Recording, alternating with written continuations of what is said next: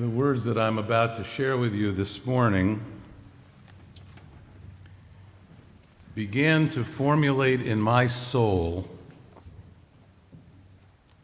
50 years ago this very day. I was a student rabbi, co-leading Yom Kippur services with Rabbi Mark Lee Raphael, my colleague who would become my precious friend and one of my mentors, and who has been here a number of times over the years to teach all of you. During a silent pause in the service, he came over to me and whispered in my ear that Egypt had attacked Israel and caught the IDF off its guard.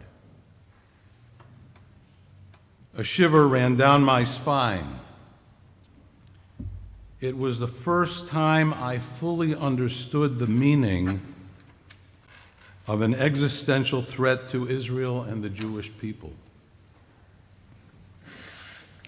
While I did not know the outcome of what would be called the Yom Kippur War, I became keenly aware of the fact that the Jewish people and the state of Israel would never again be viewed by the world as a David fighting against Goliath, but rather we would learn that other nations would come to view Israel as a colonial power who, like all other such powers in history, would come to an end unless the people of Israel and the Jewish people together were determined to change the course of history and effectuate a future that fulfilled the divine message of Ki Mitzion Tetzei Torah. From Zion shall go forth the Torah of God. That our people's mission to be Or LaGoyim, a light unto the nations, would be carried out and fulfilled for the benefit of all humanity. I hope you will forgive me this dramatic reflection of that moment. But that very Yom Kippur morning, sitting in the synagogue with prayer book in hand, just as we do this morning,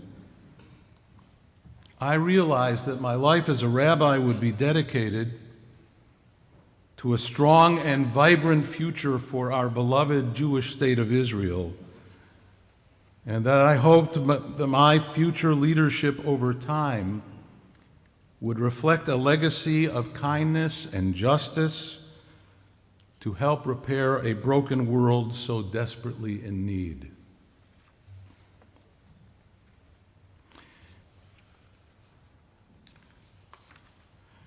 Yes, that was a point in time that I will never forget. Since my birth, there was always a Jewish national home called Israel. Anti-Semitism was largely a thing of the past, something I had never personally experienced. And Judaism in America was one of the three great faiths of the world. Soon thereafter, Joan and I would move here to New Brunswick and begin to share our lives with you, Anshe Emeth. This very precious and historic congregation with roots that run deep into the fabric of this community. A congregation that declared itself at its beginning to be Anshe Emet, a people of truth. A synagogue community dedicated to the loving of the state of Israel as the Jewish people's national home, and as a Jewish community respected by its neighbors, and truly a source and beacon of justice and loving kindness to all. That is what you were when I arrived, what you and I have continued to be over the years, and what you and Rabbi Baisley continue to build into the future. I am forever grateful to all of you for all that you have meant to me, and for your steadfast devotion to be the inheritors of a legacy established by those who came before us, a precious legacy from the generations of the past and for the generations to come. Coincidentally, just a few weeks ago, Joan and I, together with our daughter Ellie and granddaughter Meg, stood at an ancient Roman site in the historic city of Bath, England. How many of you here have been to Bath, England? So you know, there is in Bath a historic Roman site. From a certain vantage point overlooking the site, we saw, as all of you have seen, I'm sure, the hot springs of Bath built for Romans. It was a place where the elite of Rome and England could come and do what the Romans did: celebrate the glory and the meaning of life through the physical pleasures of the body. Ironically, as I stood looking down upon the hot springs and all that the Romans had built to celebrate it, coming from directly behind me was a musical sound. The melody was incredibly familiar. It was an instrumental version of a biblical psalm. We heard it at the beginning of the service this morning. That's what I heard as I'm overlooking the baths of Rome. You know it. This melody composed by the modern Davidic prophet Leonard Cohen. Hallelujah. In fact, you all know it by heart. Hallelujah. Sing it. Hallelujah. Hallelujah. Hallelujah.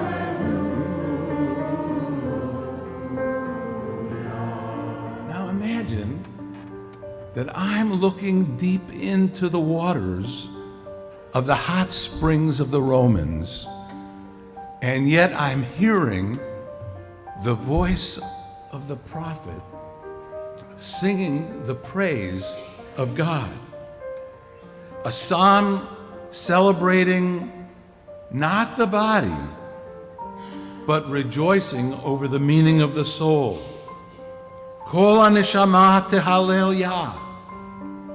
Just like 50 years before, I was struck by a moment not of my making, but of my realization that life and living are not about me, Bennett Miller, but about being a Jew, part of a historic people, the Jewish people, in an ongoing encounter with the divine, called upon to be an instrument of holiness to the entire world. And that is what I've spent my life teaching my students over the course of all of these years. You and I are part of a people of destiny, entwined in a historic encounter with God to be the divine instrument of justice and kindness to the world.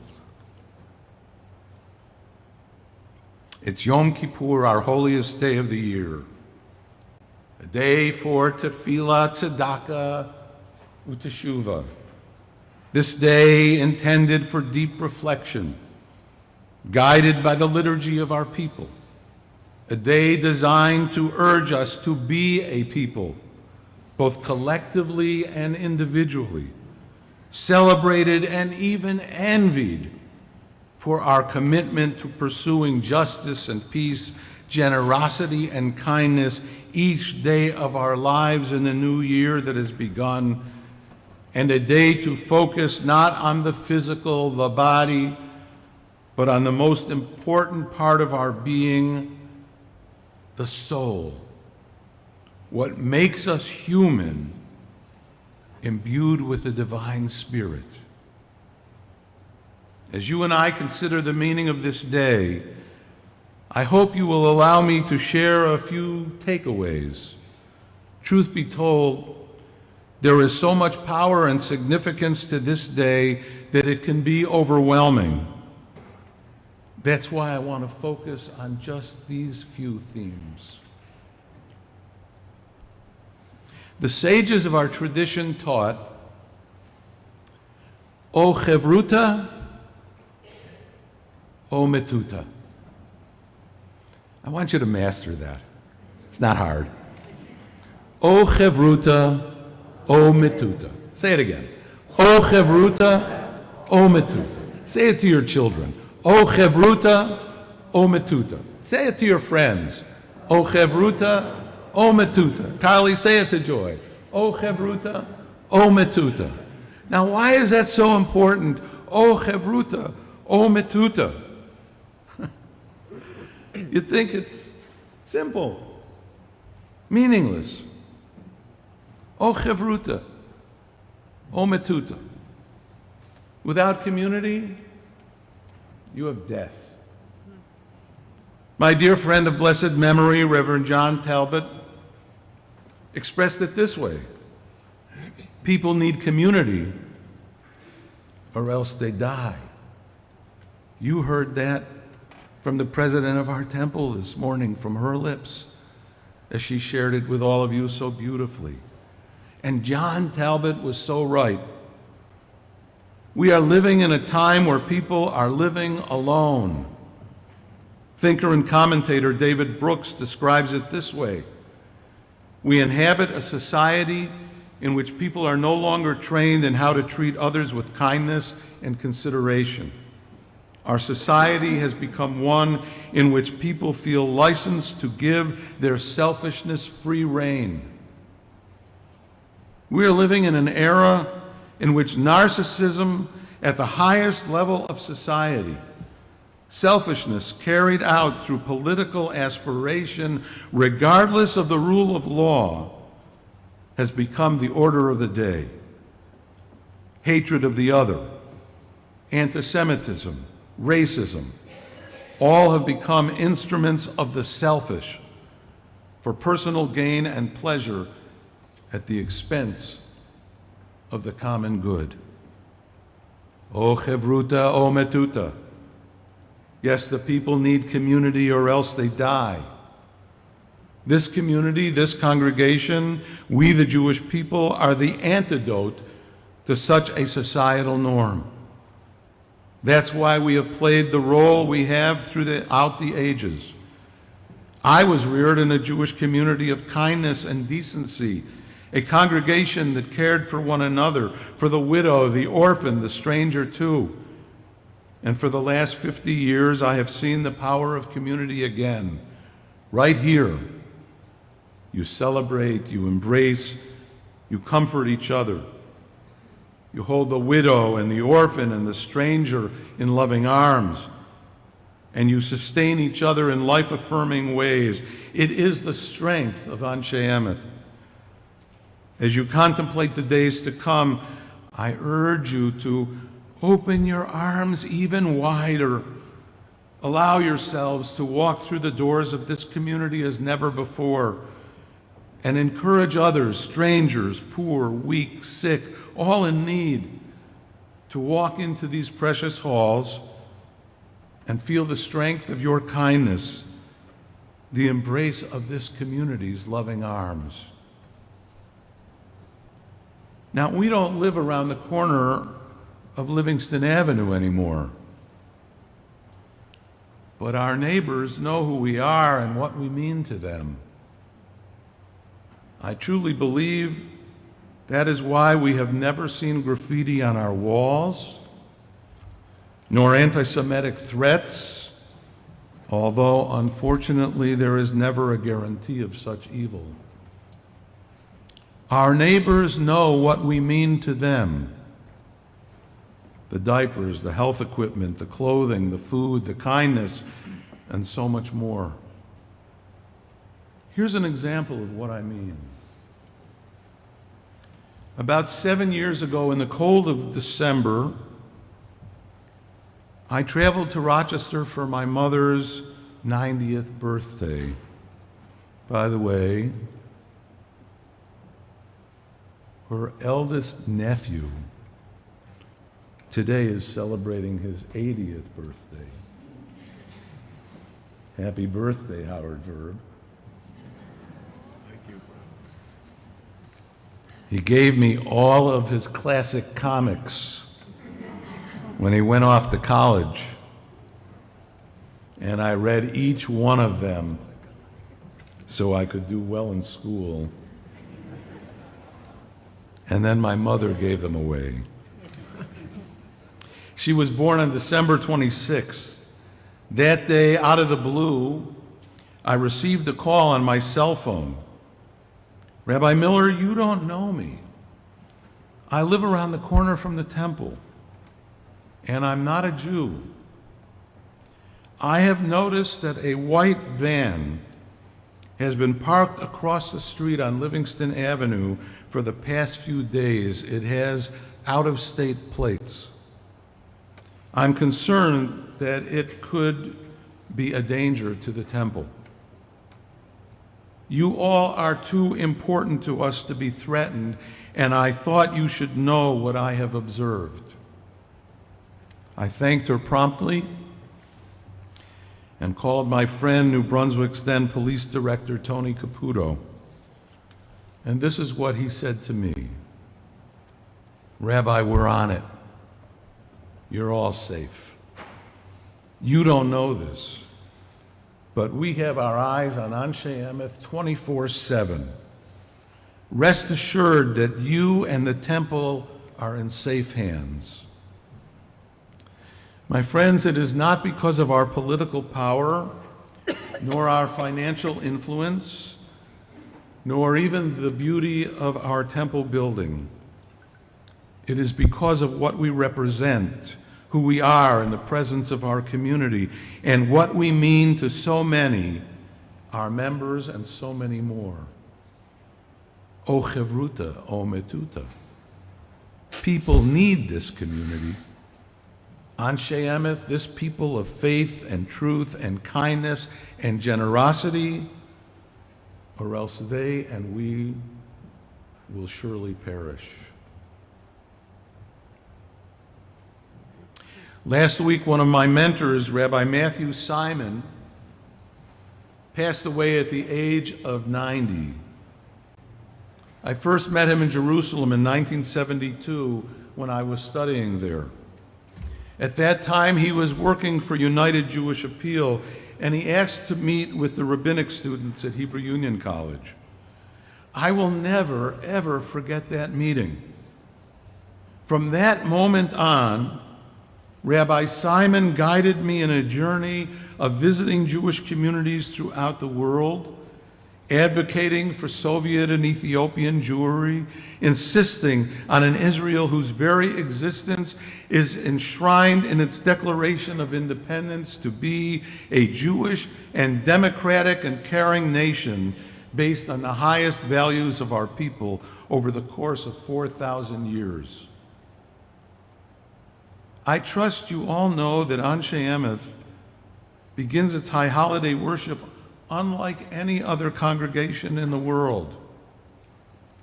It begins with the singing of Pitchu Li, open up the gates of righteousness. That is what we declare as the congregation rises and the Torah scrolls are carried in by our past presidents and youth leaders. Now, Rabbi Simon once shared a Talmudic commentary on these very words, Pitchu Li. He taught that at the time of judgment, in the future, everyone will be asked, What was your occupation? If a person answers, I used to feed hungry people, everyone will say to that person, this is God's gate. You who fed the hungry, you may enter. If a person says, I used to give water to thirsty people, they will say to that person, this is God's gate. You who gave water to those who were thirsty, come in and enter. If a person says, I used to give clothing to those who needed clothing, they will say to that person, this too is God's gate. You gave clothing to those who need clothing, so you too may enter. And similarly, those who raised orphans and who performed the mitzvah of tzedakah and who performed acts of caring, loving kindness. To you, Anshe Emet, this year and every year, when the choir begins with those beautiful sounds and words, Pit Kuli Sharei Tzedek, as the gates of righteousness are opened, I pray that we will be invited in because of our deeds, because we touched other lives, because we are known as a most special community that truly does God's work in so many incredible ways. And finally, a personal thought that I ask of you and share with you. Later today, during the last moments of our worship, we will close the gates of righteousness, and our lives will be sealed for the new year. For me, this Yontif represents the closing of my gates, the conclusion of a half century of our being together. 50 years is both a long time and a short time. With most of you, we have shared this time together. As the gates close, I ask of you, how shall we be remembered? Not how will I be recalled, but more significantly, what will be the legacy of this precious community? What will the generations of tomorrow say of us? Will we be remembered as a community that faced enormous challenge and found ways to overcome them? Or that we were always the light that radiated truth and goodness in the dark moments of time? Will we be the generation that passively observed Israel from a distance while our brothers and sisters devoured one another? Or be the faithful who did and continue to do everything in our power to ensure that Israel remains a light unto the nations? Will we be recalled as a once great community, or as a community that continuously inherits and refreshes and renews its legacy of truly being Anshe Emet, the people who give of themselves and who train their young to live in a world defined by the highest values of our faith each and every day? Yes, it all began 50 years ago this day, even before I met any of you. And it continues again today. I pray that the true meaning of our time will be that we were touched by the Spirit of holiness given to us here in this place, and that angels carried us on their wings and showed us a glimpse of paradise so that we could model our lives and our world on what they brought us to see. A number of years ago, I watched a little girl standing in the center aisle of our sanctuary. Right there. I can see her now. Blonde hair, big eyes, taking it all in, hardly saying a word. That little girl observed us and watched all that we did. Today she is a budding poet who will soon graduate from high school. She recently published her first book of poetry. You can buy it on Amazon. There's one piece that I believe was inspired by her time here. Standing right there, listening and watching with awe as her congregation showed her the meaning of life, of living, and of love. I share with you now her words, Milena Kogan's words, daughter of cherished friends, Anna Sverdlik and Rabbi Claudio. The words of a poet whose very thoughts, I hope and pray, embody the meaning of our time together since first we met, the meaning of these days, a time we shall never forget.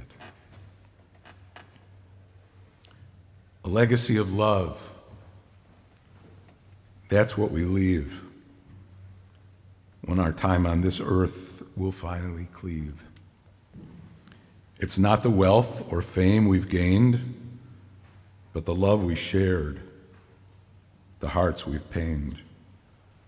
For love is the thread that binds us all, a force that can lift us when we fall.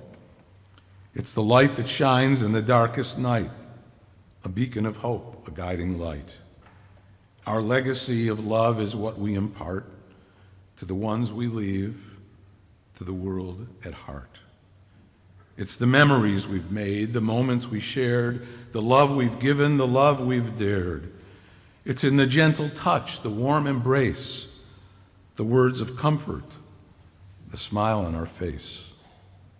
The selfless acts, the kind gestures we've shown, the love we've given, the seeds we've sown. Our legacy of love is the mark we make, a life well lived, a heart that won't break. The legacy we leave for the ones behind, a love that endures, a treasure to find. Gmar Chatima Tova. May we all be sealed now in the book of life. Amen.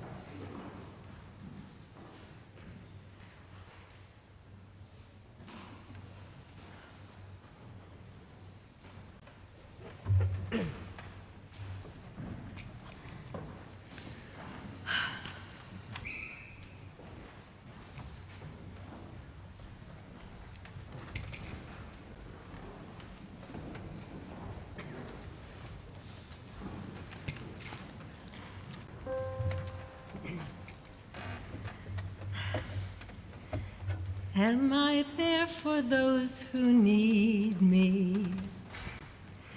Giving of my heart completely.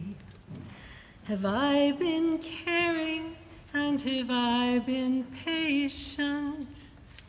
Have I forgiven without reservation? Do I take my days for granted?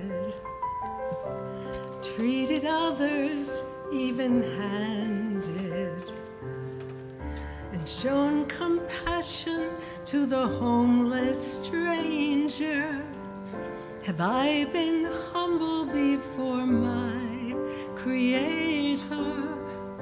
Ve'al-kulam, ve'al-kulam, Elo aslichot, ve'al-kulam, ve'al-kulam, ve'al-kulam,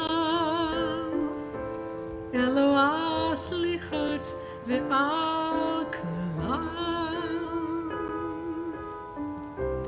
Have I tread lightly on the planet? Have I held fast to your commandment? And have I raised my voice against injustice? Have I been giving or have I been selfish? Ve'al-kulam, ve'al-kulam, Elo aslichot, ve'al-kulam, ve'al-kulam, ve'al-kulam, Elo aslichot, ve'al-kulam. Silach lanu, mechalanu, kapelanu, ve'al-kulam. Silach lanu, mechalanu, kapelanu, ve'al-kulam. Ve'al-kulam, Esainai,